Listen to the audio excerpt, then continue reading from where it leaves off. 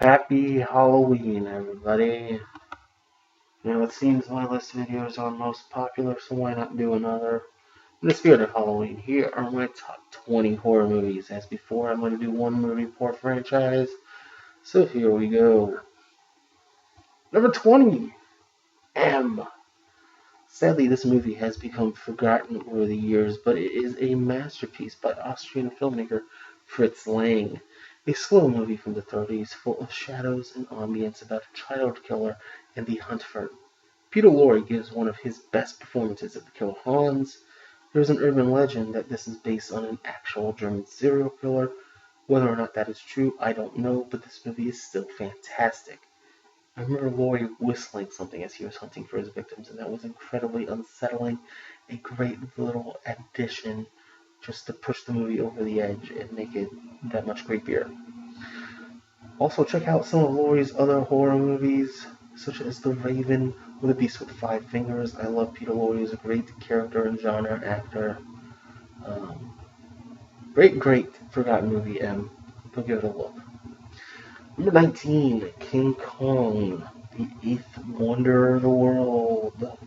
There have been many remakes and sequels, but to me, even with new technology, none of them top the original King Kong from the 30s. I think everyone knows the premise by now. The stop motion effects were great for their time and still retain a charm to them. Fay Wray became a household name. Her and Bruce Cabot have some fantastic acting in this film. What else can I say that everyone doesn't already know about King Kong? He has become an American icon. Number 18, Halloween. Now, while I am one of the few who apparently enjoy Rob Zombie's remakes, I am of course going with John Carpenter's original hero. It did not invent the slasher genre, but it did popularize it in a lot of the tropes. It is surprising, of course, that a lot of people still don't know that John Carpenter himself did the iconic score for Halloween. The second and third Halloween movies are also very good. H2O is alright, and the rest kind of sucks, so that brings the franchise down, and it is a shame. But as I said, I do also enjoy the remakes, so check them out as well. Number 17, The Blob. Now this is the best of the 1950s sci-fi monster movies that included such classics as Them and Robot Monster, but The Blob is the best. Again, the remake is also worth a watch from the 80s. The special effects are great. It is also one of the first movies starring the fantastic Steve McQueen. It reminds me a lot of The Terminator. It can't be bargained with, it can't be reasoned with, it doesn't feel pity, remorse, or fear, and it will not stop ever. An alien life form coming to devour everything. The Blob. Go give it a look. Number 16, Psycho. The first of many films on this list that are very loosely based on a game. Alfred Hitchcock's great adaptation of the book. His always fantastic marketing, combined with Bernard Herrmann's score and Anthony Perkins' superb performance, make this a must-see film. Also, take a look, go look for Hitchcock's promo videos for this movie online. As I said, they are fantastic. Hitchcock was a great marketer. He knew how to promote his movies. Number 15, The Texas Chainsaw Massacre. Okay, this movie is not, I repeat, it is not a true story. Although Leatherface is once again very loosely based on a game, it is amazingly filmed, and it is remembered as one of the goriest movies, even though it has almost no blood or gore in it, a testament to Hooper's brilliant approach. Leatherface has become an iconic villain, although I really enjoy the family in this movie, especially the old grandpa. Number 14, Invasion of the Body Snatchers. Now this is how you do a remake. The 1950s version was a good movie, but the 1978 film improved on it in every way, changing the setting from a small town to a large city, and most importantly, the stellar cast. When everyone you know seems different, anyone can be an enemy. Who do you trust? Go give a look to Invasion of the Body Snatchers. Number 13, Dracula. The classics. Children of the night. What music they make. Lugosi was so good, he defined how everyone thought of the Count. from then on, and he himself became a horror movie staple afterwards. But his performance aside, it is the subtleties that really make this movie special. The sets, the tiny details, the pacing of the movie. Everyone should see Dracula. Everyone probably has seen Dracula by now. But if you haven't, go give it a look. Number 12. Friday the 13th. The final chapter. Now, some might say the first or second is the best, but part 8 is the most watchable for being outrageously ridiculous. But personally, I like part 4. It has Jason, it has his signature mask. They really started getting creative with the kills, but not too ridiculous. Tommy is the closest to a main good guy, a main protagonist in the Friday the 13th movies. Crispin Glover is hilariously awkward in this movie. I just like part 4.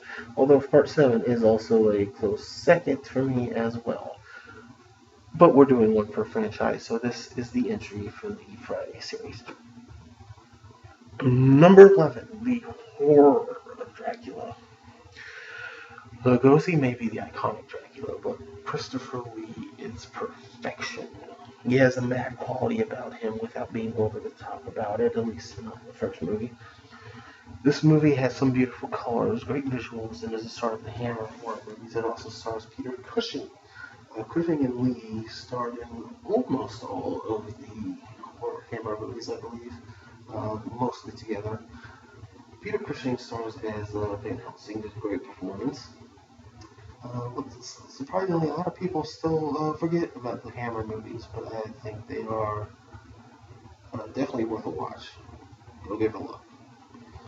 Horror of Dracula. On to number 10. Number 10, Cabin in the Woods. The most recent film on my list is a brilliant parody of horror movie tropes and a great horror movie film in its own right. Just like the Scream franchise before. The premise is absolutely brilliant, the acting is great, and it is both genuinely scary and hilarious. Now here they might be making a sequel, and as much as I loathe the sequel mania of Hollywood nowadays, I think with the universe they created in this film, I'm genuinely interested in where they can go with future movies. Cabin in the Woods, definitely worth a good look. Number 9, The Exorcist.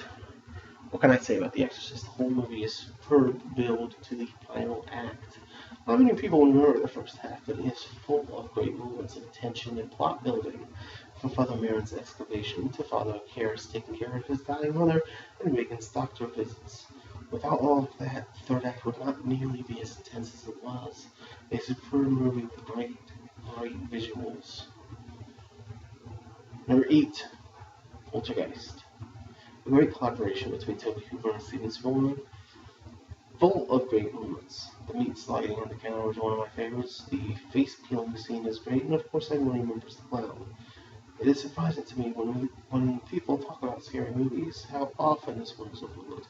It is truly great and can be truly terrifying at times. Number 7, Frankenstein, my favorite of the classic Universal monster movies. Everyone knows how great Karloff was, so I'm going to put Karloff aside for the moment and spend my time talking about Colin Clive. His performance as Dr. Frankenstein was perfectly deranged.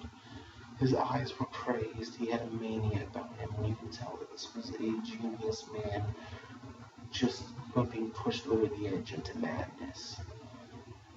Karloff rightly gets a lot of credit, but Colin Clive does not get enough credit for his performance as Dr. Frankenstein. Number 6, The Omen. I may be biased on this because of my dislike for children, but Damien is the creepiest movie villain in my mind. The blank stares of that kid were so disturbing, you could believe he was the devil. I believed he could brainwash people like that Nanny into hanging herself. Gregory Peck put in a fantastic performance, of course, and I believe he came out of retirement actually for this movie, just based on reading the script. But Mrs. Baylock was just as creepy as Damien. I can't remember the actress's name, but her performance stole every scene she was in. Creepy movie.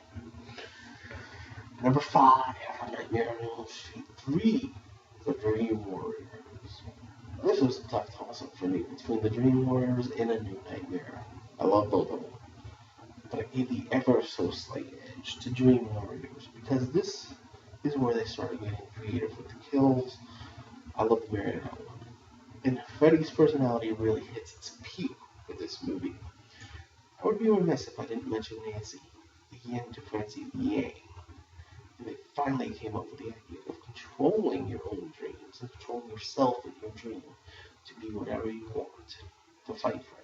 Of course, I want to be a super wizard in my dreams and fight off fire magic missiles. Fuck you, Freddy.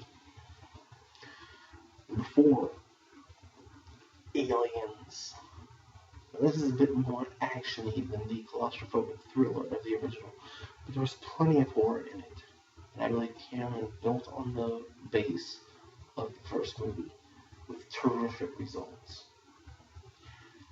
The the stakes are raised, everything is bigger, and bigger doesn't always mean better, but in this case it does. When the xenomorphs first appear, they come out of the walls. It's a great terrifying moment, and especially when Ripley or Newt are trapped in the, I believe it's the medical wing with a face hugger.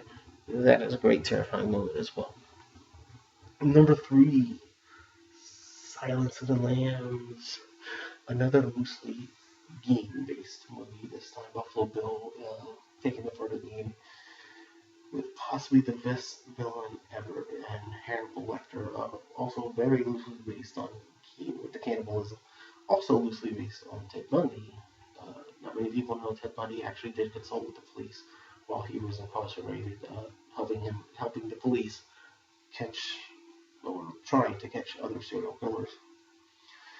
This movie is so good that even the Academy recognized its greatness, which never happens for horror movies. And this movie is a horror movie, no matter what you may think. This movie is straight up horror. The visuals are stunning, and the best scene in my opinion is Lecter's escape. There to watch.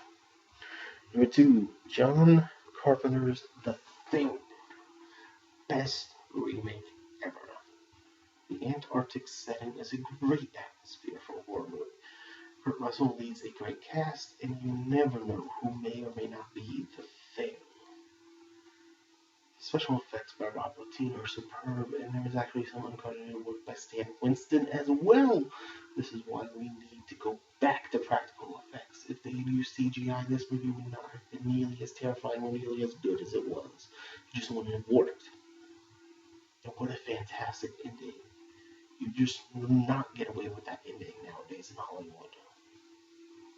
Before I get to number 1, we go over some honorable mentions that just barely did not make my list. American Werewolf in London, fantastic movie. Jurassic Park, definitely a horror movie. Most people don't think of it that way, but it is. House on Haunted Hill, the original with Vincent Price, The Evil Dead, the whole series, great. And Suspiria. Number 1. Number 1 should not surprise anyone who saw my all-time favorite movie list. It is, of course, Jaws. What else can I say about Jaws? The acting is great, the writing is superb, and an improvement on the source material. Peter eventually knew that his book could not translate to the screen, so he and other screenwriters reworked it, made it perfect, and it's a perfect movie. Go see it. It's great. So there you have my top 20 horror movies. Now, as I have said, I have noticed my lists definitely get more hits than any of my other videos. So I wanted to ask, should I do more pop culture focused videos, or should I stick to the serious material, which is what I started the channel for in the first place? What do you all want? What does my very limited audience want from this channel? Now, I have a serious topic in mind, and I had it in mind for some time. I have the script about half written, but the script writing and the research takes a lot of time for the serious material. Dealing with the stupidity that I went into with this research gives me a lot of headaches. It's like fucking running my head into a brick wall. Whereas for the pop culture, for these lists, I can pop this out in a couple hours. So let me know what you guys want. Leave a comment, like, share, subscribe. Leave some ideas if you have any. Always interested in hearing feedback. Till next time, peace out.